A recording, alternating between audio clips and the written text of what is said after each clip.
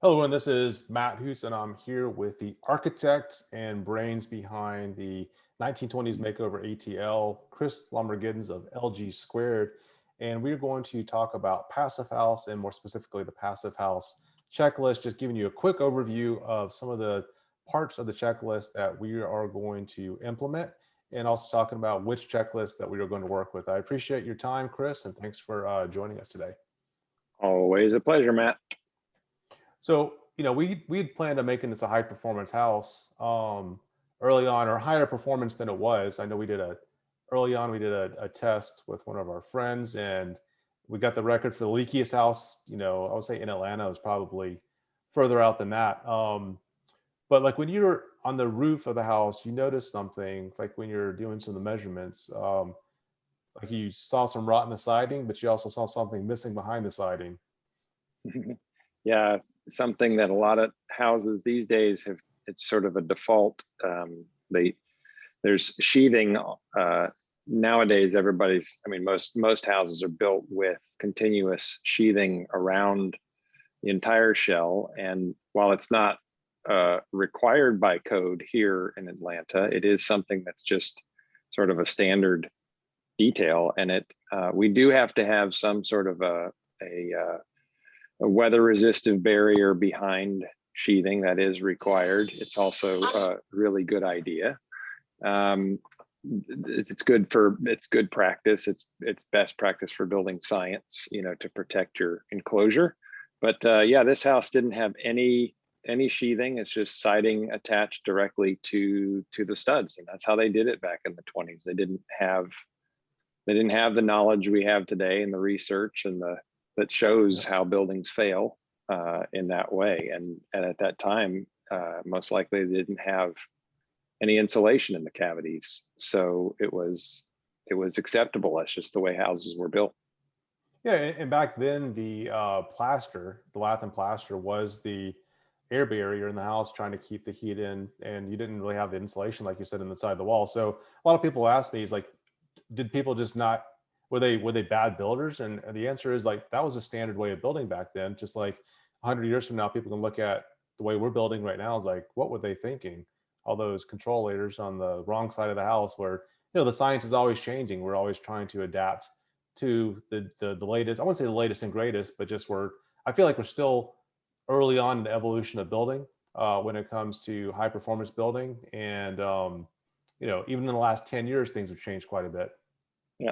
Yeah. Well, I mean, it's vernacular building science. You're just building to what your environment is dictating. And at that time, without insulation, and I mean, it's the way they built because it worked. And the house is still standing because for many years, for the majority of its life, it didn't have insulation, didn't have any air barriers or vapor barriers or any kind of control layers other than the studs, the siding, and the plaster. So they did introduce insulation later into the structure back in I think somewhere in the 50s, maybe 60s.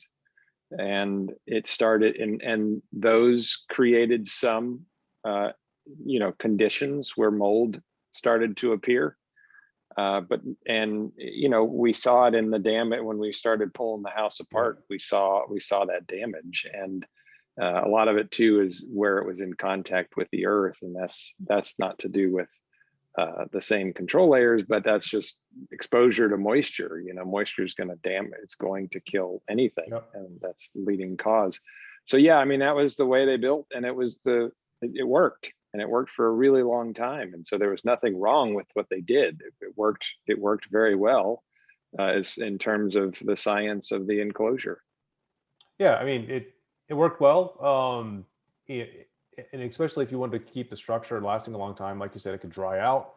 And that's really what the goal is. But with higher energy cost, and also people wanting to be more comfortable, we added insulation, some of these control layers, which introduced lots of other issues. So with this, at first I was like, oh, great, we don't have any sheathing. We have no weather resistant barrier.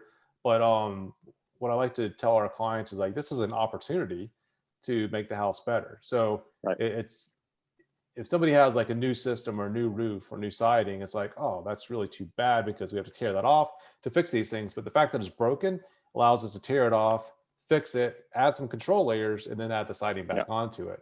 And with that, you mentioned like, hey, let's make this a passive house. And that's kind of what this video is about, talking about some of the decision points that we made to go to passive house. Because quite frankly, if the siding wasn't rotten and we had that control layer there, it wouldn't necessarily make sense to tear the whole house apart, because we could have done some of these things from the inside. But the fact that it was an issue is like, we might as well add that extra layer of insulation and make this a passive house. Yeah, when we started insulating buildings, it's because there was a demand for it. It was known, people liked having that comfort. And then of course the introduction of air conditioning, and people started getting used to that. And so that's just where we are today. And now the code requires those, the insulation and the conditioning. And so because of that, the industry is going towards how long, how comfortable can we be for what period of time, because we have blackouts, we have, there's things happen, the grids go down. And so we have to have resiliency. And that's what this program, the Passive House program, is really its main focus, or it's driven by energy consumption. And they talk a lot about how these houses, creating a standard, creating a baseline for houses that can withstand these long periods. Long could be 2 weeks, it could be a month, but we're not talking about several months here. We're talking about periods of time that most people aren't used to being without power, without heating and cooling. And so the program really sets up a baseline for getting houses to sort of withstand those periods of time, and to be, conscious, to be, save energy, good indoor air quality, using materials that do not off gas, and really providing that. But that's, I think the at the heart of Passive House is energy consumption and durability, and those things that we focus on every day in our construction. You here at LG Squared, you guys, and that's the sort of our niche. And so by using Passive House, it's sort of like using just a catchphrase, and really identifying and showing what it means is why we are approaching it on this project, because it's a great opportunity to do that, because we're getting down to the shell. All right. Well, you bring it. This is a good transition point. Let's talk about some of the things that are unique about Passive House versus some of the other programs. So we're already looking at doing Earthcraft House. There's LEED for homes, and there's there's a green building standard. But some of the things I noticed with Passive House, there's two different paths that we can take. You've got the performance path, and we have the prescriptive path. And I think we're taking the prescriptive path. And and on another webinar with Rockwell, we kind of went through some of the key points of that. And I like to talk about some of those today. But some of the requirements that people need to know they're getting into. I noticed, like, first of all, you can't have any open combustion appliances inside the house, no fireplaces. And again, these are, for us, it's pretty obvious, but can you go over why some of those are the things that they say, hey, this is just a no-go if you're doing a Passive House? You can't have those inside your house because it's going to cause issues. What are some of those problems that those two items could cause?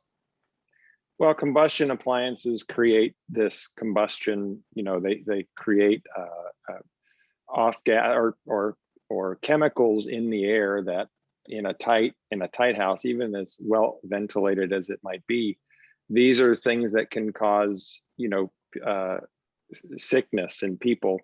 Open combustion fireplaces are not allowed, because are discouraged, and in fact made not non-compliant to Passive House, because they're they're leaky compared to most things in the building enclosure. Now you can have a closed combustion, or you can have a gas fireplace, but you can't have open combustion appliances and things that because it can be brought into the house if the house is under negative pressure, and it can cause sickness and other issues as well. So those things are just like with they're trying to, again, get a good indoor air quality, and we want to be able to control the amount of fresh air that's coming in and exhaust the amount of bad air going out. And we want to know what that quantity is with these open combustion devices. That we can't do that as well. So yeah. One other thing to notice, like especially in the master bathroom, they said no tubs with moving water. Basically, any jetted tubs. I don't want to throw any brands out there, but their argument there was like, with this moving water, going to create excessive humidity in that space, and then they're saying that that's not allowed as well, which makes sense, because you don't want to have a moisture bloom in that particular area, which could lead to lots of other issues that are related to higher humidity points. Yeah. Well, I know you've got the checklist on standby. So on this list that we're about to look at, it starts with number 0 and goes all the way through 10. So there's actually 11 different sections that we have to fill out. And the first one's more of just like an information section, where you put your square footage in, you put your bedrooms and bathrooms, and it'll immediately let you know from that point if you can move forward, because if you don't meet that certain ratio, then you're automatically a fail. Yeah, I mean, a lot of the other some of the other programs are, they're kind of overall, they talk about, green building, sustainability, which is all important. It's all great to consider those things. But, these are the FIAS, Passive House, is so focused on the energy because that's where we have some of our greater issues. And this is, where I think some folks, some building users are just, are maybe complacent with the way their lifestyles and their energy bills, and so they don't really give a whole lot of consideration to it because they're used to these prices. Maybe not, but this is really trying to get our global consumption down by putting restrictions on how much we're allowed to use in a home, so that as that trickles into all the other buildings, so they're really focused on this. So you see here in the beginning, one of the first things is air tightness, and the prescriptive path is going to tell you, based on your square footage, it's a certain CFM per square foot. So in our case, it's 0.04 CFM per square foot, which basically comes down to 0.4 ACH 50.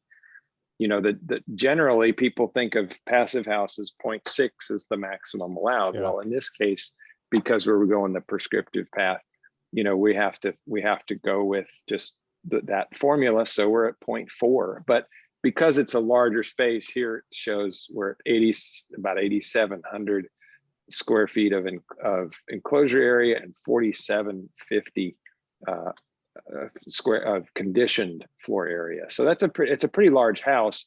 So 0.4 will be achievable, just like 0.6 would be on a 2,500 square foot house. So depending on the size of your house, the smaller you go, the harder it is to get that really low number. But because it's large, because it's based on volume. So number 1 is right there. It's air tightness is huge, because that's where, with air moves heat, with air moves moisture. So if we can control that air, get it down to super tiny and really control our air, then we bring in that air and exhaust the air through controlled ventilation. So we know exactly how much, and then we make up the heat loss or gain from that ventilated air with our mechanical system. So we know we're very comfortable with how much air is coming in and out. So we know we know the environment, and we can prevent moisture and mold and discomfort. So that's that first section. Compactness. This is more about just the size of the house. And so you're dealing with, just making sure you're not having, too many corners, make sure you're not totally spread out. So you want to have more of a compact geometry. So in our case, it's 3 stories with the basement. And we have a few reentrant corners, kind of inside corners and a few outside corners, but generally it's pretty much a box, simple shape. When you start seeing these kind of spread out residences, those are the ones that, just the nature of that will disqualify you from this section here. Solar protection, this has to do with, right here, it's a climate zone 0 through 3. Now 3A, which is what we're in,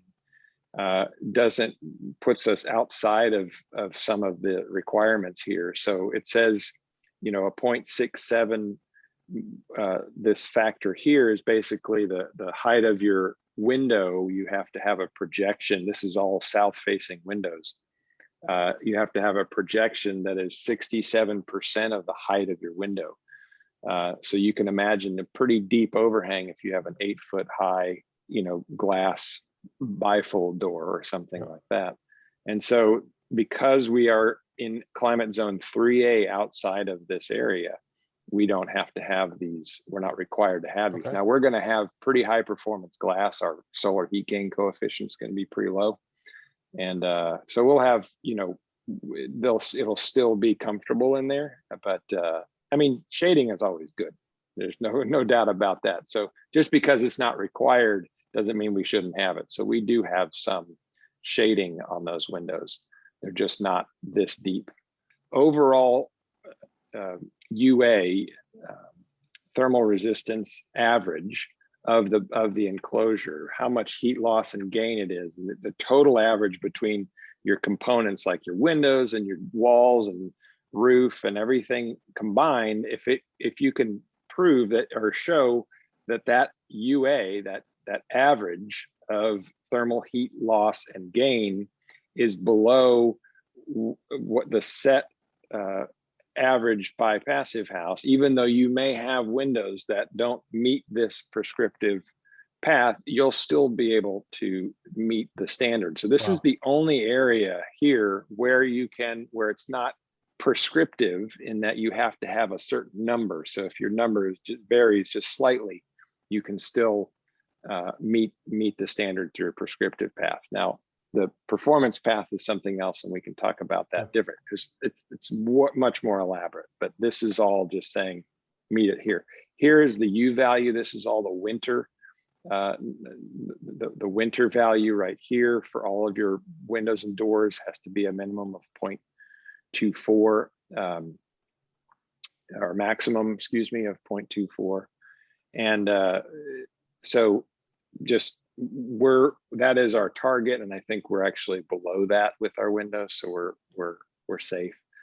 So if you go to the snapshot here, here's this global map, and you zoom into your area. All right, so here we are, climate zone 3A. Your maximum window U value is 23. Your maximum solar heat gain coefficient is 25. So in our case, you can see that if you go back to this here, we actually have the 25 and the 24. So if you go by the map, it says 23 U value and 25. This is where we use the average of the building envelope to give us that ability here. So these are all numbers based on the manufacturer that we've looked at. So anyway, and then now we're getting into the wall assemblies, and back at the map, if you look at the map, we've got, go back to it here. So what they're saying is a minimum wall R value of 31 and a minimum of 60 for the roof. Now this blows everybody's mind here. This is what everybody sees and says, that's ridiculous. There's no way I can afford Passive House. There's so much value in having this much R value or this much thermal resistance, because you're talking about thermal lag. That's something that we don't hear a lot. We hear about thermal mass, but thermal lag is something we don't hear a lot about. And that happens when you get into higher R values like this. And so what that means is how much time it takes for the heat loss or heat gain to happen. And the longer the thermal lag, the more resilient the house is going to be. And so below grade walls, you got a minimum of R13, and then your heating and cooling equipment has to have a minimum of 18 SEER, and that's so. This is where you start. These are the numbers you have to follow for your prescriptive path, and that's what the thermal enclosure, that's what these areas are for. So we're talking about walls here, cantilevered floors and roofing. And in our case, our calculated R value is 33.5 for the walls. So we've passed that area. We've got 65 for the roof, so we're good there. And you enter all the components here into this checklist, and it does the calculation for you. And then you have conditioned crawl space or basement. In our case, it's a basement, so we're at 32.5 here. And this is this right here, this total UA. That's the total whole building UA calculation. And then there's this little breakout right here that you put all of your components in here, including the windows that don't meet the standard exactly. Mm-hmm. You add them all up and you get this yes or no here. And so because of everything else that we're doing, because of our excellent roof, overhang floors, the walls, everything sort of above that, and all the other components that we have in the building are all exceeding their minimum standards, the average of the whole building is giving us a yes. So then you go down to the thermal bridging. This is a huge component as well. So you kind of go through this checklist and say yes or no to all this. It doesn't do any calculations for you, but as long as you meet these standards, continuous insulation, which is we're doing, we don't have any cavity insulation in the walls. We're doing everything to the outside. The roof has a combination of continuous and cavity. And this material is of conductivity. I mean, so all the thermal bridging is basically where, heat flows through a material. So like a stud, it goes, heat flows through wood faster than it does insulation. It flows through metal faster than it does wood. So just kind of keeping those components out, because it can cause condensation, heat loss, heat gain, more so, and if you have the continuous insulation around the whole structure, you're slowing that down to almost nothing, depending on your thickness. Moisture risk, this is about building durability. So you want to keep your moisture risk in your fenestration, which is all your windows and doors. So these are components that there's a checklist here in the guidebook that talks about all of your these components, and you just have to, again, just follow that and just make sure you're following their guideline there. Mechanical ventilation, again, this is about fresh air. It's got to be balanced. We're going to provide an ERV and dehumidifier as well. And this dehumidifier, technically we're not going to, we shouldn't need it, but we're having it there as supplemental. So we'll have, and then, just making sure that the ERV it isn't just some energy hog. So you have to have not only balanced ventilation, but it has to use low energy, low power consumption. Your mechanical systems, I touched on that, 18 SEER maximum. HSPF is 9.6. So just making sure your equipment. We're going to be using ducted VRF equipment, which is also known as mini splits. So this is not the stuff that's hanging on the wall, but it's ducted versions. So all of the units will be concealed, that you won't see them. And some of this other stuff is pretty obvious, typical in other programs, efficient appliances and equipment. You do have to make the house ready for an electric vehicle, but that's starting to become pretty common in local zoning codes as well. So that's the gist. I mean, it seems pretty straightforward to do this. You just follow this little checklist, you go through it and say, yep, get done. It's not as flexible as the performance path, but the performance path is a lot more tedious. So the idea here was that Passive House worked with a couple of organizations, including Building Science Corporation, to come up with this prescriptive path to allow people to just say, all right, I'm going to go and make this a little bit simpler in the process, but it's not as flexible. So you have to have, it's kind of like, do it all or don't. And you can also opt for the performance path, and it's more forgiving, and you can have do some more calculations and prove that it's overall. Now, I know you do a lot of consulting in addition to architecture work, and you talk to people all over the country about how to do high performance homes. One of the things I like about this checklist is for somebody that doesn't know much about it, you have to answer certain questions and automatically let you know, due to the macros that are built into the spreadsheet, if you're going to move forward. But it's almost too late by that point. I mean, it really sounds like you need to be working with an architect and design team that understands some of the basic rules before you go into it. Because when I was playing with this checklist, again, I'm not certified in this. I just happen to know a bunch of people that are smart and helping us out with this project. Is that if you have the wrong ratio of bedrooms to square footage, and I believe like the maximum you can have per person in the house is like maybe 900 square feet. So if you're at 950, you automatically fail. So if you design a 5,000 square foot house with 2 bedrooms, then it can't be a passive house. That's right. Yeah, I think, they have in their guidebook, they strongly recommend at least having a certified passive house consultant. Now, it's not required to have that on a project. So the CPHC is someone who can guide you through the design process, through construction, through all of it. They can also do the energy modeling that's required, or that you would need to do for the performance path. The modeling is not required for the prescriptive, which again makes it simpler and more straightforward. But the CPHC is not required. In our case, I'm acting as the CPHC because this is what we do. But yes, having someone, and as we're designing the structure, we are making sure, whether it's a new construction or existing like this, we're making sure that we're following this as we're designing it. But it's definitely something you want to have,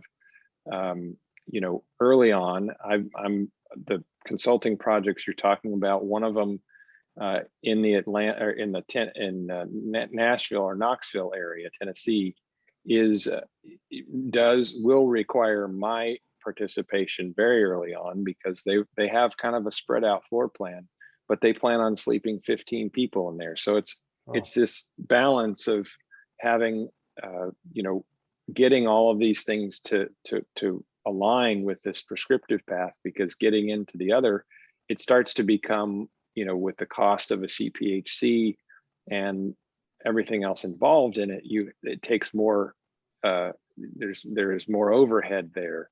And so having someone like myself, like me, or someone to guide you through it as you're designing the home helps you create a structure that meets the needs of the owner's program.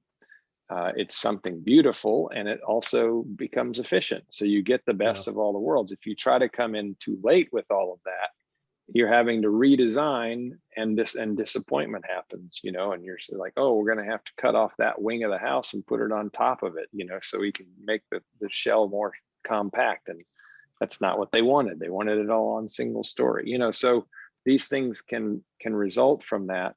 And the ultimate goal is that not only do you meet the standard, but you're creating something that's using less energy.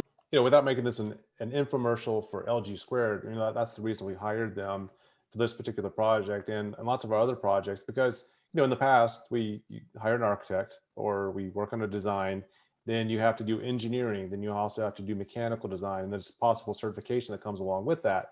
The challenge is if the team isn't well-versed, it doesn't have the experience early on, like Chris said, if you design a very long house, it's not very compact, you don't have a good volume to surface ratio, then you're gonna have to redesign. That means you're paying potentially the engineer again, the mechanical team again, because each person is only working off of the original architect's set of plans. So having an architect that has that experience is key, and we definitely recommend, a team like LG Squared, because they can take you through that full process to make this, make the house work. I do appreciate your time on this one, Chris, and All right. I definitely look forward to building this and sharing all the fun details of how we actually put this together, and working together to get Passive House and also some other certifications. Definitely, it's going to be.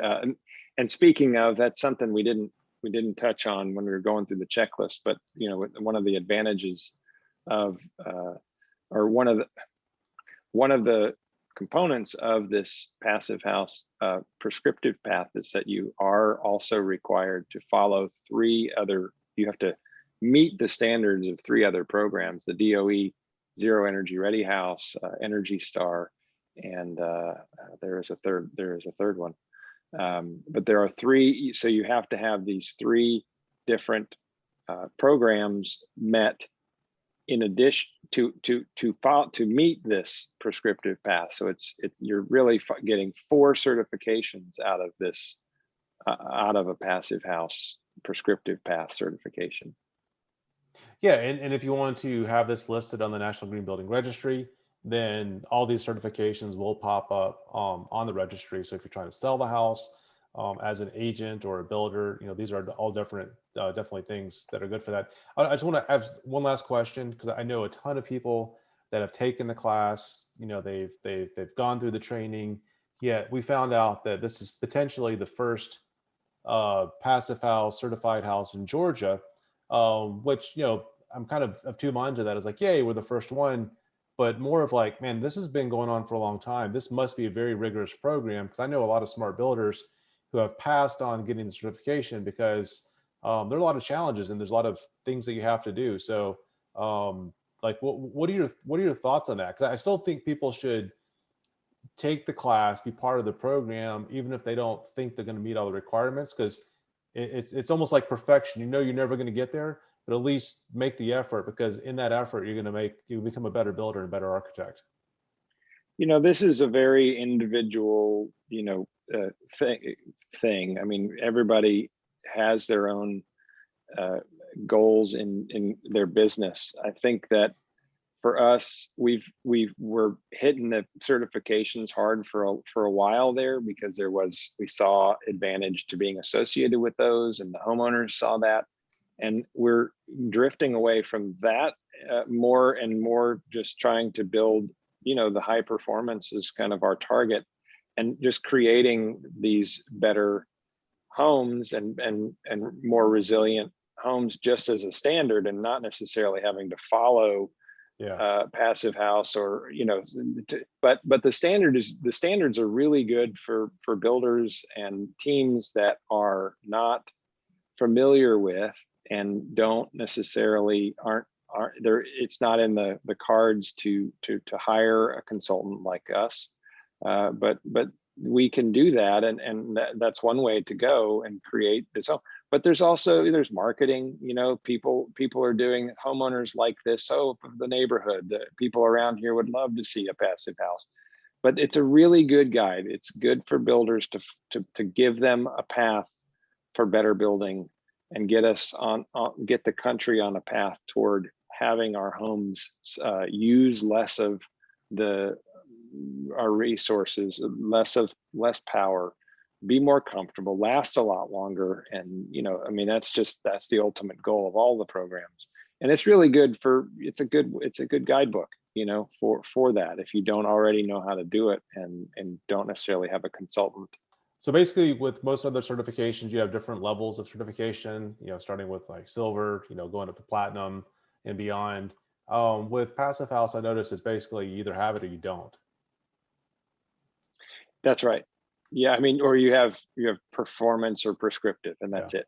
There are some variations to it, like there is a retrofit option for the prescriptive and the performance path in residential. And the only difference there is, like, if you're, like this house, in our case, we're redoing the foundation. But if we couldn't, if it wasn't practical or, you know, cost wise, or as long as we're addressing some of the thermal bridging issues that, hey, there's a foundation in there. They don't expect us to lift the house up, tear the foundation out and redo it. So as long as we're dealing with some of these components, that they understand that. And so there's sort of leeway in that sense. So it becomes more of a retrofit option, but there are no levels in that, you know, like there are in other programs. It's like, it's it. You got it. You're either pass or fail. And I think, you know, no precious metals involved is a good thing. But you know, with this checklist, this was just a high level overview of it. I do look forward to going. I mean, we could spend 2 hours just like step by step the calculations. The checklist that you showed us was actually the house that we're working on, so that's not a fictitious checklist. Those are real numbers based on what we're going for. You know, and I'm glad that, you know, most of the materials that we're already planning on using were already approved through this. So that's one of the other challenges that, you know, if you plan to use a particular window or door manufacturer and they're not on the FIAS website, then they have to either get approved or you have to choose another window and door. We happen to be using Marvin on this particular project, so they're already approved, which was nice. Some other ones that said, hey, we want to be on this team, unfortunately couldn't even consider because they weren't approved, you know, for the Passive House standard. You know, there are also ways to have, even if it's not a certified Passive House product, it can still be used. It's just there are some that by having them recognized by Passive House, it takes out the question, you know, that is this going to be acceptable? But we can use plenty of materials that aren't, you know, Passive House approved or certified. But there's just, you know, it simplifies it by selecting those. But I would say, you know, like, I don't want us to be limited to only those that are certified. They just happen to be, which is great, but you know, keep the options open so that we're not stuck with, okay, not everything is so prescribed for us that we don't have the ability to design and be creative and say, you know.